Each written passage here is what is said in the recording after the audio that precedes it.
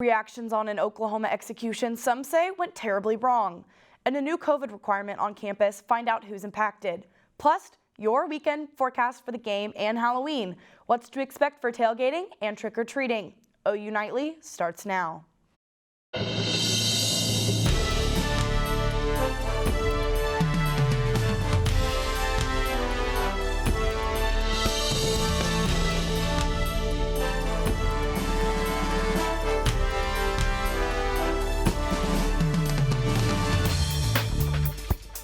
Hello and thanks for watching OU Nightly. I'm Olivia Dague. And I'm Jessie Klinger. We begin tonight with team coverage of the execution of John Grant.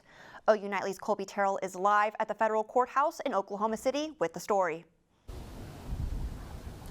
The Oklahoma Department of Corrections says John Grant's execution was carried out without complications, but eyewitness accounts tell a different story.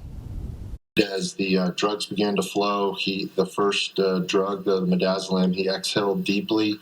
He began convulsing about 24 times. Governor Stitt says that the Department of Corrections carried out the law and delivered justice to Gay Carter's family, the woman Grant was found guilty of murdering. Attorney General John O'Connor says he prays the family of Gay Carter might be able to find some peace. But witnesses to the execution say John Grant's death was not peaceful. I've never seen an inmate vomit. I've witnessed about 14 executions, and so I've never witnessed that before. Reverend Paul Coakley, the Catholic Archbishop of Oklahoma City, said he believes that all human life is sacred, no matter how serious the crime committed. And all that we can do in lieu of such a horrific event is do our best to get justice for Julius. Del Beige, attorney for Julius Jones, called for a halt to all cases involving the death penalty until a hearing in February that will address the Oklahoma execution protocol. The federal district court decided that there are potentially constitutional problems with the Oklahoma protocol. The Supreme Court's decision to lift the stay of execution will also impact the Julius Jones case. His clemency hearing is now set for Monday after Governor Stitt already denied him commutation. And Jones' execution is currently set for Thursday, November 18th, less than a month away. Now, that clemency hearing will determine what's next for Jones, but with the hearing so quickly approaching, his legal team was not available for comment. Reporting live, I'm Kolby Terrell, OU Nightly. A national death penalty organization says that John Grant's execution was cruel and unusual punishment.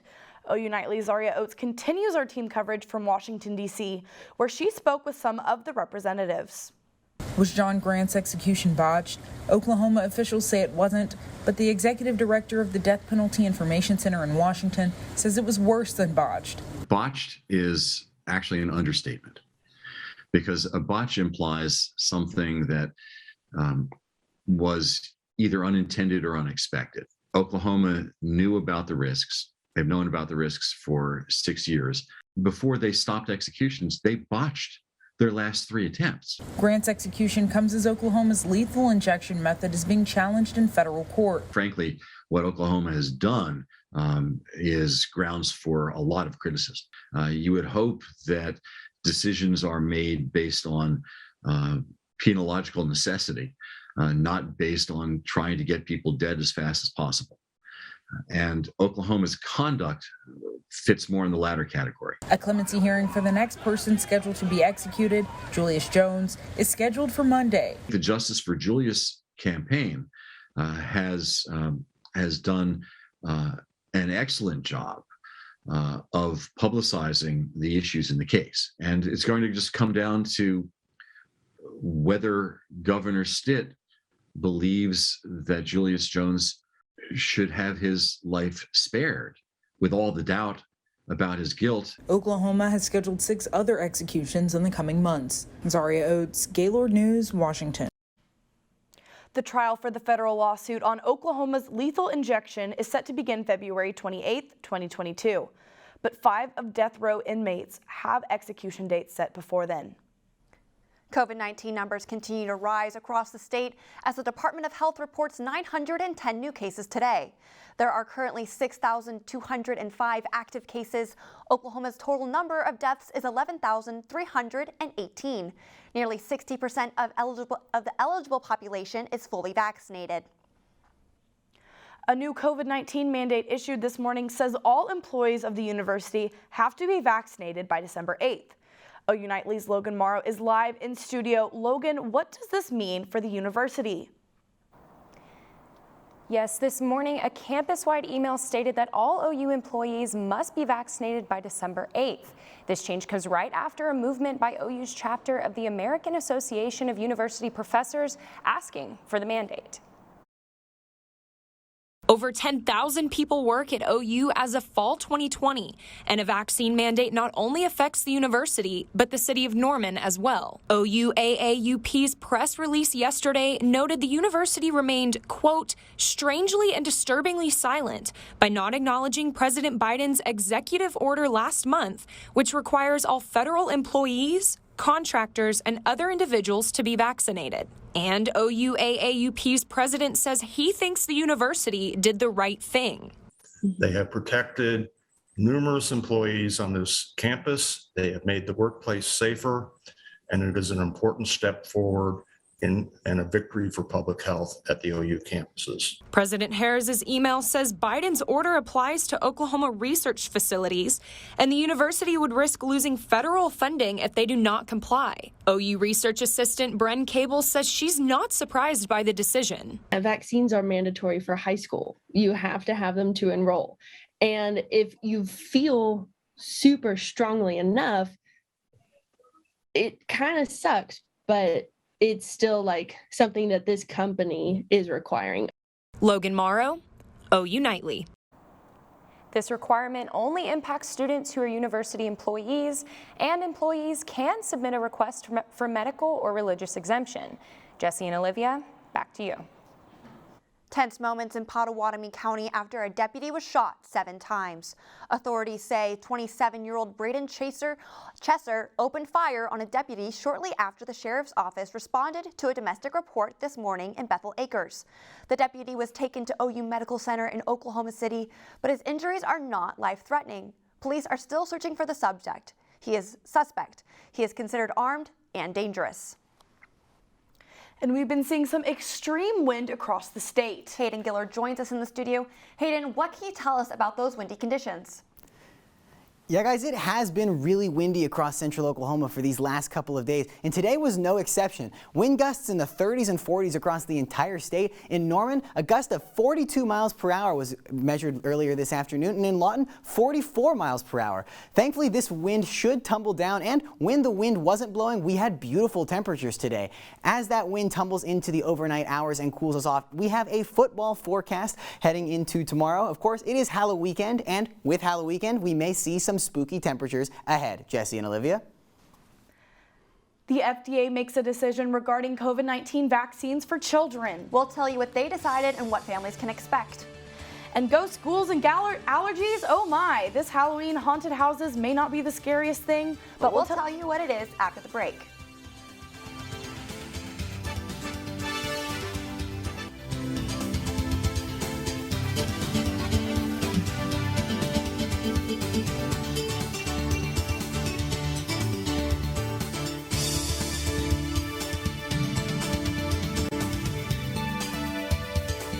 Certain children could now be eligible to receive the COVID-19 vaccine. Bailey Coyle has that story and the rest of today's headlines from around the world. Thanks, Jessie. The U.S. Food and Drug Administration has issued emergency use for Pfizer's COVID-19 vaccine for young kids. The shots will be available for children ages 5 to 11, and the doses will be a third of the amount currently given to teens and adults. In upcoming days, 28 million more children could be eligible for this vaccine. And on Tuesday, the U.S. Centers for Disease Control and Prevention vaccine advisors will meet to discuss recommendations on which kids should get the vaccine. And a U.S. Capitol police officer who was charged in the January 6 riots has resigned. Earlier this month, Michael A. Riley pleaded not guilty to 2 accounts of obstruction of justice when he allegedly helped a rioter. Prosecutors say Riley told the rioter to take posts of the attack off their social media. Riley's lawyers confirmed his resignation today. And police officers are waiting to question Hannah Gutierrez-Reed, the armor on the movie set where Alec Baldwin fatally shot a crew member. So again, we're working with her.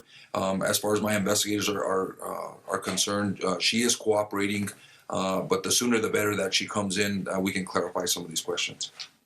Gutierrez-Reed's attorneys say she was unaware of the live rounds on the set and blames producers for the unsafe working conditions. She has not publicly spoken on the event. And Olivia, more than a week after being hospitalized, the Queen of England has been told by doctors to rest for 2 weeks, to take on light duties and not to travel. Back to you at the desk. Thanks, Bailey. Halloween is just around the corner with haunted houses and creepy costumes. But there's something else really scary to watch out for this weekend. Ghosts, ghouls, and goblins are scary, but not as frightening as an allergic reaction. Over 32 million Americans have food allergies, and parents are more aware than ever about the potential dangers in their kids' candy bags. If you or someone around you is having an allergic reaction, remain calm and immediately call 911. After that, use an EpiPen if available and wait for more medical attention. Halloween wouldn't be as fun without all the costumes, even the tiny ones. Coming up, we'll tell you how some photographers are capturing moments of baby's first Halloween. And Hayden, will we have a spooky forecast this weekend? I don't know about spooky. Well, the winds will die down, but we may have temperatures that will send a chill down your spine. More after the break.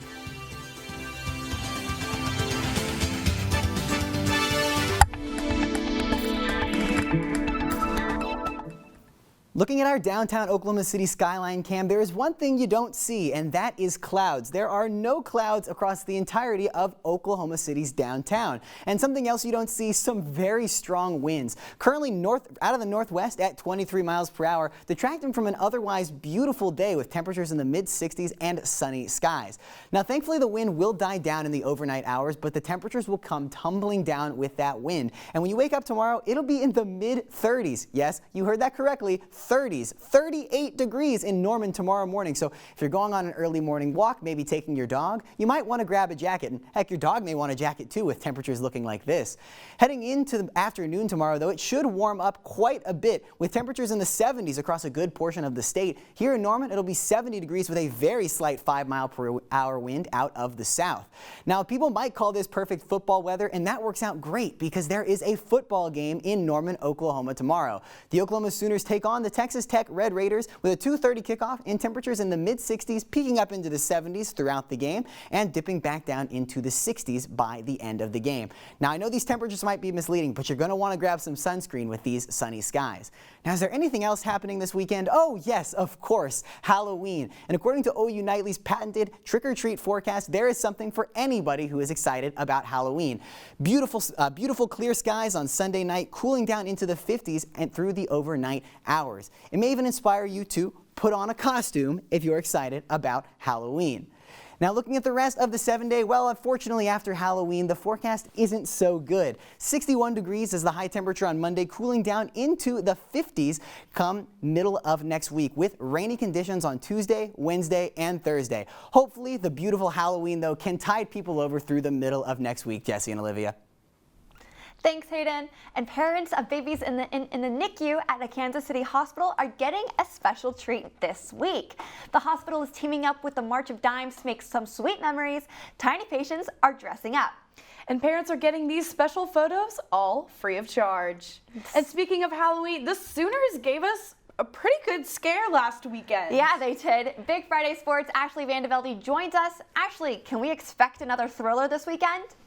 Today on Big Friday Sports, we've got a preview of what's to come in the Palace tomorrow, and Sooner Soccer beat Baylor last night to finish off the regular season.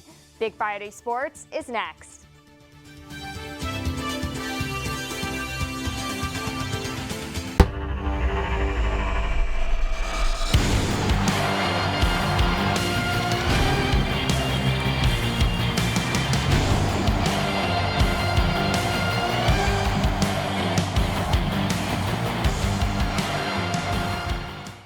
Got the longest winning streak in the country. Sky's not falling. Don't write us off just yet. Well, Riley says the sky isn't falling, so I believe him. Welcome to Big Friday Sports. I'm Amaya Ward. And I'm Ashley Velde. The Sooners are 8-0 despite a mid-season QB switch and some close wins. I'm expecting the undefeated Sooners to show up and show out to Rec Tech this weekend. And as the Sooners come off a nail-biting win last weekend at Kansas, OU is back home to take on the Red Raiders. But the Crimson and Cream will be facing a new head coach of Texas Tech as Matt Wells was let go Monday. Offensive coordinator Sonny Cumbie is stepping in to take the reins. Tight end Jeremiah Hall isn't sure what this weekend holds for his team. At the end of the day, a win is a win. You know, I can't predict how games will go in the future, and I can't even say that we're going to blow out Texas Tech this weekend. Like, that's no expectation. Our expectation is to go out there and play good football. And so if right now, you know, we're winning games at the end, you know, granted it's not the perfect way, but at the end of the day, this week, the goal is to be 9-0. And the Game Day U team has what you need to be on the lookout for in score predictions for this spooky series tomorrow. At least we think it's the Game Day U team. Hey, Big Friday, we're the Game Day U travel team. I'm Will Blessing, joined by Kaylee Tinglestead and Caroline Grace, and we're getting into the Halloween spirit a little early before Sooners Red Raiders tomorrow at 2:30. Caroline, who's your call out? I'm calling out Alex Grinch. I think after last weekend in Lawrence, this Speed D needs to show up. There's been lack of effort, I think, and play calling in the secondary and on the front unit. And so I think that Alex Grinch, you've been here for 3 seasons now. These are guys that you recruited. It's time to step up and make plays. Absolutely. Yeah, I'm going to stick it with the defense, and I'm going to go with Key Lawrence. Key is the key. He really stepped it up last weekend against the Jayhawks. He had 8 tackles and 1 forced fumble. When the defense was struggling, he really stepped up and made some key plays for the Sooners defense. How many key puns can you get into there? A couple. A couple of them. Okay, I'm going to have to go to the offensive side, and I'm going to go with Marquise Hayes and the entire offensive line. Now, quarterback protection-wise, doing fantastic, giving Caleb Williams the time he needs in the pocket. But penalties, there were so many just easy penalties given up against the Jayhawks that just set back the offense. There would be massive throws taken away because of unnecessary roughness after the play.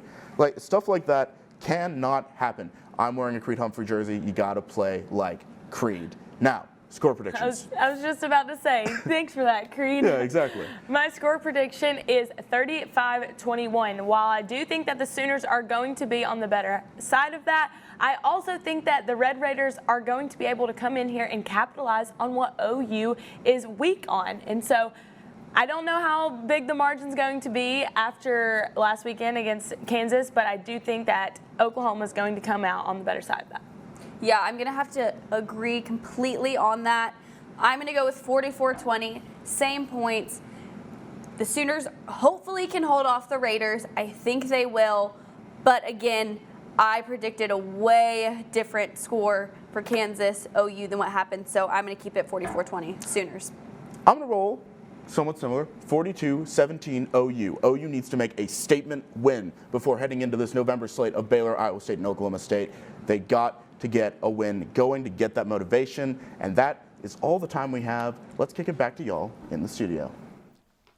Sooner Soccer hosted their senior night game against Baylor last night, honoring 13 seniors at their home finale. OU came out hot, scoring 2 goals within minutes of the first half.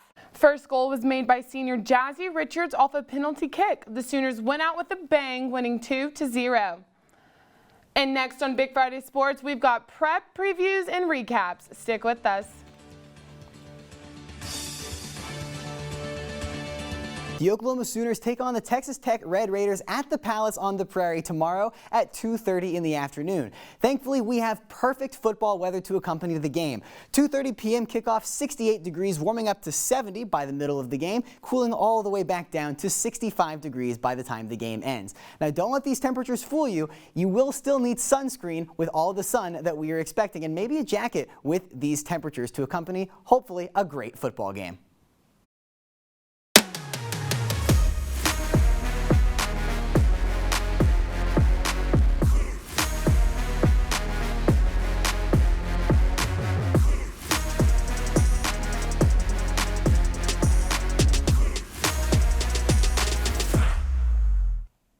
Now let's get into that high school football. The Owasso Rams faced the Moore Lions on Thursday. The Lions took the opening kickoff, but the Rams responded with this 60-yard touchdown to Ronnie Thomas.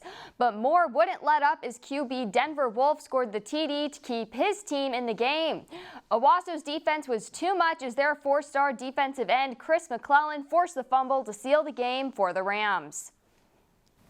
The Yukon Millers take the field against the Westmore Jaguars tonight. Both teams are having a little bit of a slow start, hoping to improve their record. It will be a matchup you don't want to miss, kicking off at 7 in Westmore. It's Tigers versus Tigers as Broken Arrow faces Norman at 7 p.m. Broken Arrow holds a record of 5-3, while Norman is 4-4, hoping to make that 5-4 tonight at home. In the pros, the unbeaten Cardinals' Kyler Murray and his TD pass against the Packers last night called back for a face mask penalty on DeAndre Hopkins. Later, it was James Conner with short TD run to pull Arizona within 3 of Green Bay. In the final seconds, the Cards, still down 3, saw Kyler's pass intercepted in the end zone by Rasul Douglas. Arizona is no longer undefeated as Rodgers and the Pack win it 24-21. And we have some breaking news before we go. QB Baker Mayfield will start this Sunday against the Steelers. Baker's shoulder fracture is healing and he has full range of motion, leading to the decision. Well, that's all we have for you today. Thank you for watching Big Friday Sports. I'm Amaya Ward. And I'm Ashley Van Velde. Be sure to catch Game Day U tomorrow at 8 a.m. Good night. Snap. Williams, they run into each other, throws in zone. Hazelwood caught it. It's a touchdown. Williams. Hands to Gray. Reverse pitch. Trayvon West running back right with room. 25-30. 35 up the field. 45-50. He's got room. He may go. 35-30. Down the sideline. 20. Makes a cut to the 10. Down inside the 10. It's going to be first and goal. Trayvon West. Williams